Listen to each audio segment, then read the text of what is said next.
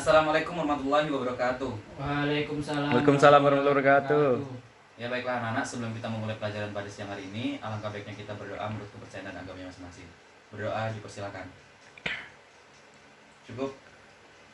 Baiklah, sebelum kita memulai pelajaran pada siang hari ini, terlebih dahulu Bapak akan mengabsen atau mengecek kehadiran adik-adik semua ya. Iya Pak. Ya, Febri, Pak. Hadir Pak. Milen, Hadir Pak. Andri, Ada Pak. Arif. Hadir. Alhamdulillah, lengkap ya, 4 orang ya. Ya Pak. Baik adik-adik, di sini terlebih dahulu, apa kabarnya adik-adik? Baik Pak. Baik Pak. Alhamdulillah Pak. Langsung saja kita mulai pelajaran pada siang hari ini ya. Karena berhubung waktunya kita tidak cepat, jadi kita mulai cepat ya pelajarannya. Nah di sini, sebelumnya Bapak belum masuk materi, Bapak punya sedikit pertanyaan untuk adik-adik. Adik-adik pasti pernah melihat jika tangan kita basah atau tangan kita berkeringat, ketika kita memegang stop kontak, kenapa bisa terjadinya kesetrum? Nggak tahu Pak. Nggak tahu Pak. Tidak tahu ya. Itu karena air dapat mengantarkan arus listrik. Nah, menurut adik-adik, minyak bisa apa tidak mengantarkan arus listrik seperti itu? Bisa menyebabkan terjadinya kita kesetrum juga. Menurut adik-adik bisa apa tidak? Bisa Pak.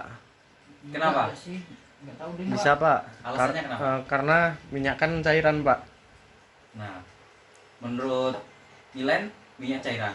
Ya. Nah, untuk lebih jelasnya, bisa tidaknya minyak itu menghantarkan arus listrik, nanti akan kita jawab di materi yang akan kita bahas pada siang hari ini.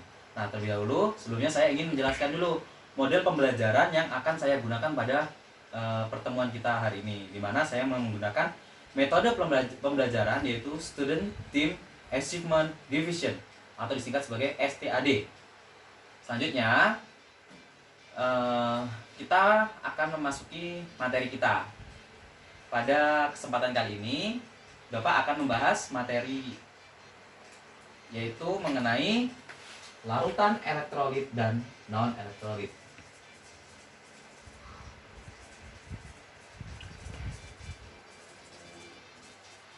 Nah, sebelumnya ada yang sudah pernah mendengar tidak tentang larutan non elektrolit? Belum Pak. Belum ada ya. Nah, mungkin untuk lebih jelasnya, di sini Bapak akan menjelaskan terlebih dahulu KD, IPK dan tujuannya, biar teman-teman adik-adik paham terkait capaian pembelajaran yang akan Bapak berikan kepada adik-adik semua.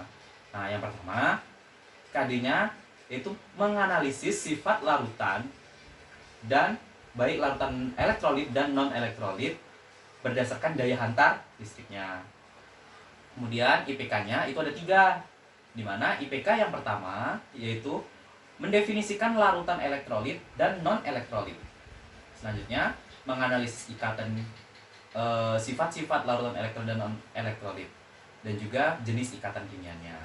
Nah, setelah itu tujuannya dalam pembelajaran ini ada 4. Yang pertama yaitu adik-adik Bapak harapkan dapat menjelaskan perbedaan larutan elektrolit dan non elektrolit serta menjelaskan pengertiannya, membedakan sifatnya dan mengetahui ikatan kimia yang ada di dalamnya. Nah, untuk lebih jelasnya kita akan memasuki materinya. Sebelum kita mengetahui apa itu larutan elektrolit dan larutan non elektrolit, sebelumnya adik-adik sudah tahu tidak apa itu definisi dari larutan? Ada yang tahu? Enggak Pak. Tahu Pak. Nah, larutan itu merupakan campuran homogen dari 2 atau lebih zat yang berada dalam fase tunggal. Segala sesuatu dalam larutan ini merata dan bercampur sehingga larutan akan sama secara keseluruhannya. Itu definisinya. Di sini dapat dikatakan larutan ini dibagi menjadi 2, yaitu ada zat yang namanya zat terlarut dan zat pelarut. Di mana zat terlarut ini yaitu zat yang jumlahnya lebih sedikit itu dikatakan sebagai zat Terlarut. benar. Sedangkan zat yang jumlahnya lebih banyak atau lebih besar dikategorikan sebagai zat Pelarut. benar. Jadi perbedaannya itu perbedaan antara jumlahnya dikit dan banyaknya. Selanjutnya kita masuk ke larutan elektrolit dan larutan non elektrolit. Non elektrolit. Larutan elektrolit di sini apa? Nah, larutan elektrolit di sini merupakan larutan yang dapat menghantarkan arus listrik. Apa? Larutan yang dapat menghantarkan arus Listrik. Benar sekali.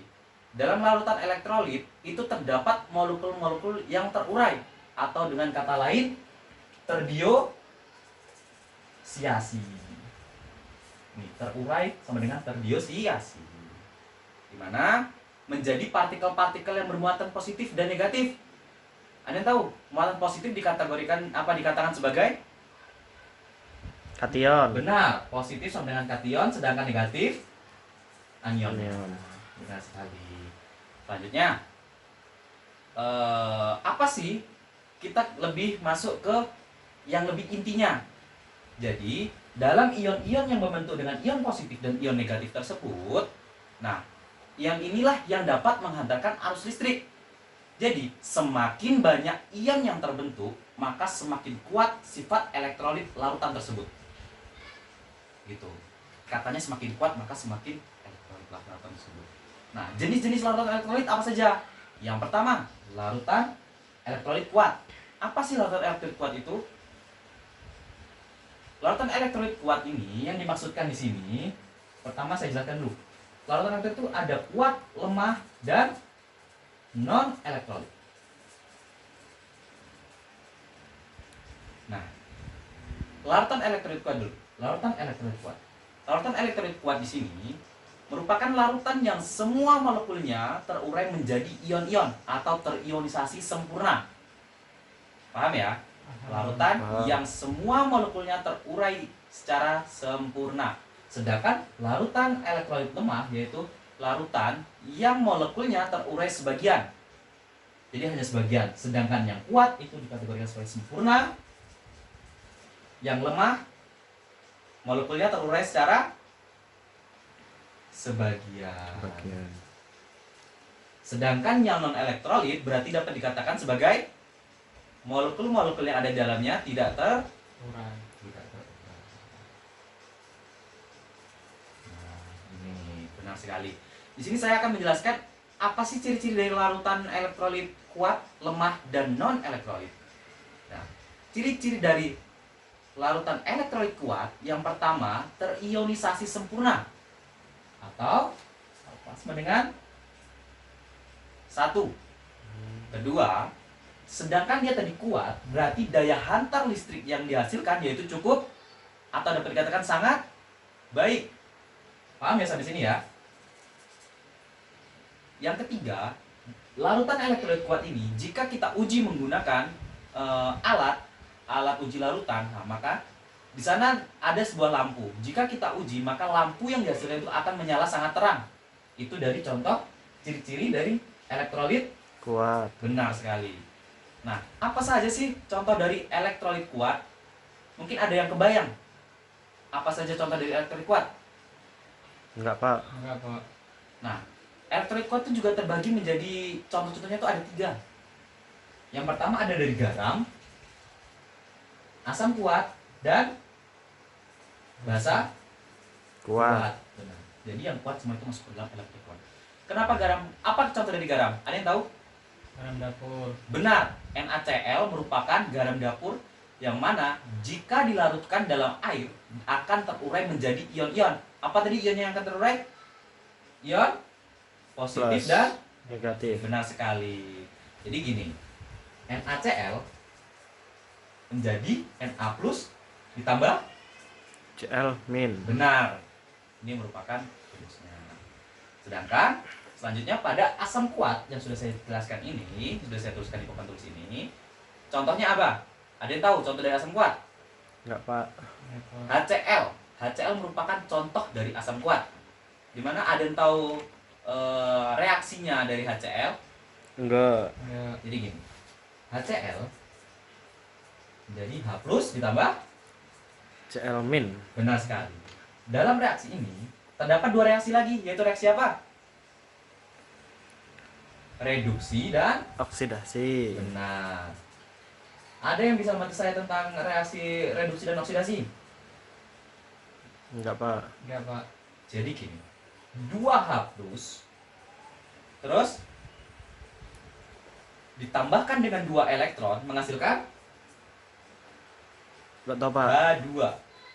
Sedangkan oksidasinya 2Cl-. Selanjutnya Febri ada yang tahu? Enggak tahu, Pak. Menjadi Cl2 ditambah 2. Elektron. Benar. Ini.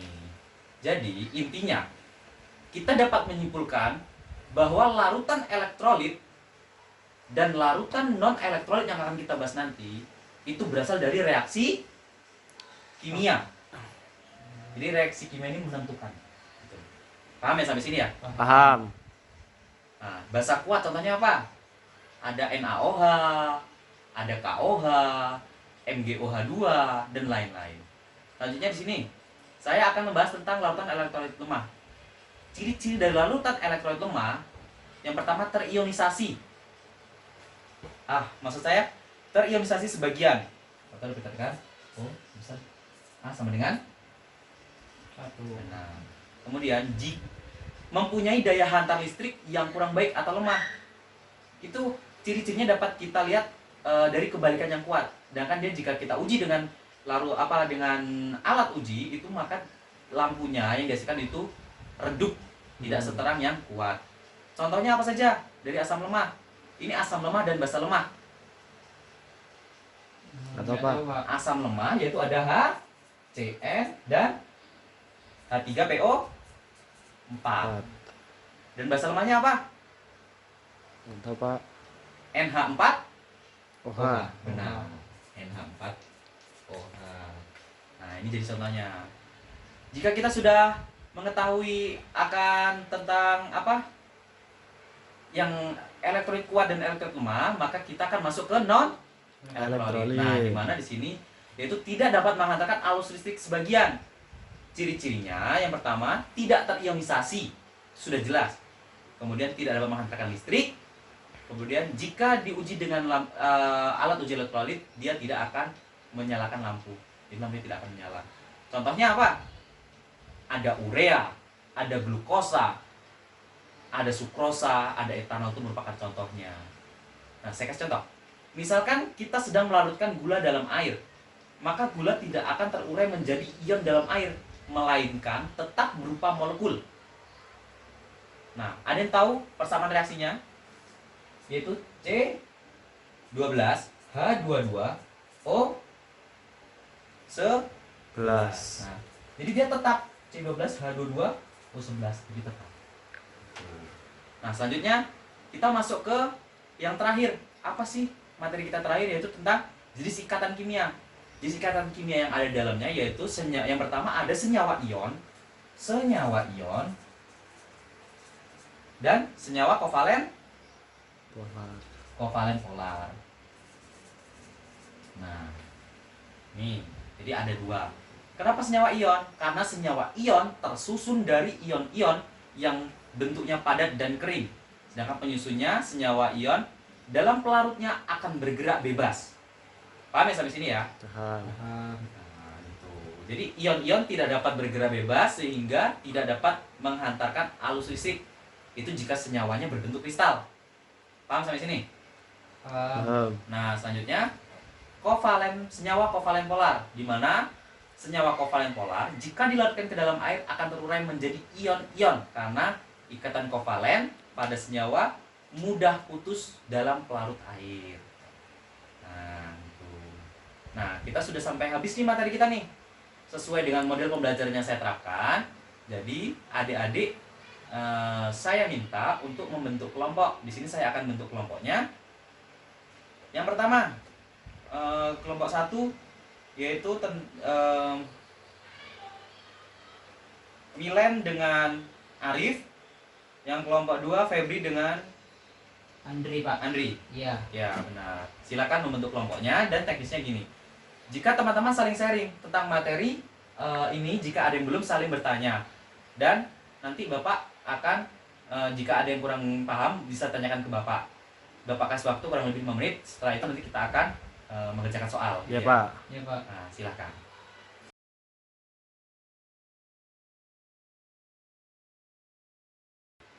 Nah, berhubung waktu yang Bapak tetapkan sudah habis, yaitu 5 menit adik-adik semua untuk berdiskusi, saling sharing.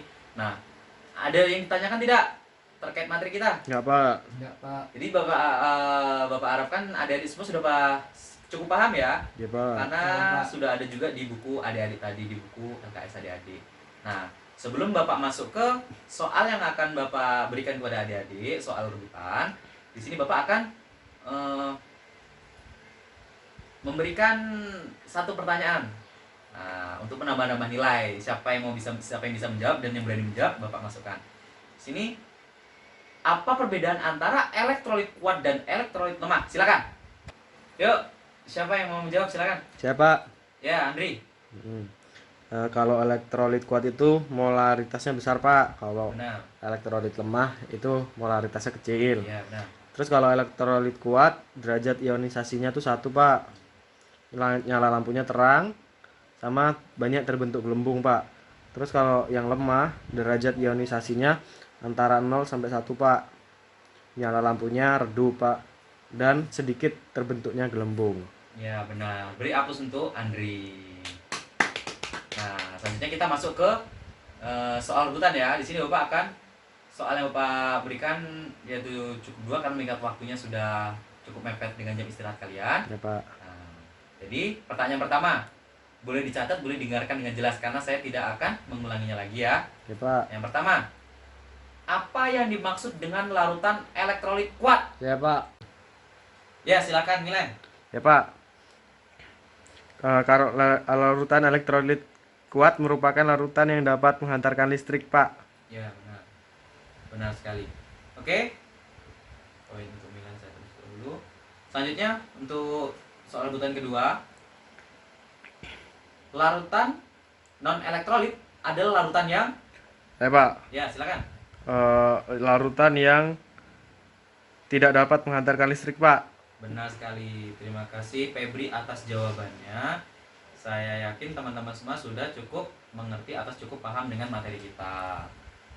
Nah, sekarang ini karena berhubung waktu sudah habis, sebelum saya menutup pembelajaran, Bapak ingin dari salah satu adik-adik, kalau bisa yang belum menjawab, sampai tadi belum menjawab, Arif ya? Ya, Pak. Nah, silakan Arif untuk mendefinisikan atau menyampaikan kesimpulan dari materi kita. Silakan. Ya, Pak. Ya. Larutan elektrolit adalah larutan yang dapat menghantarkan listrik.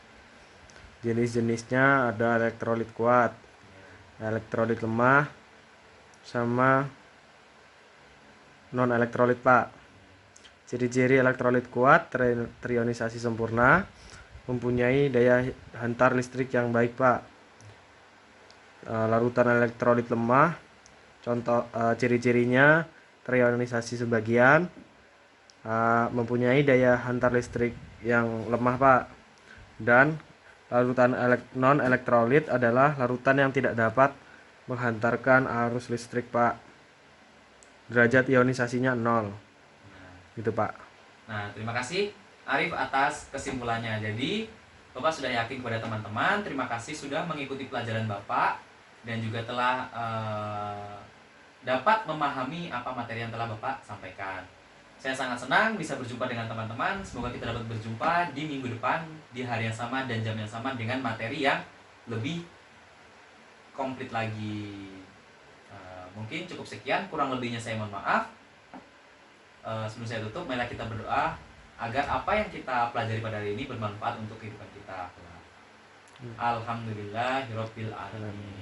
Terima kasih sebelumnya. Wassalamualaikum warahmatullahi wabarakatuh. Waalaikumsalam warahmatullahi wabarakatuh.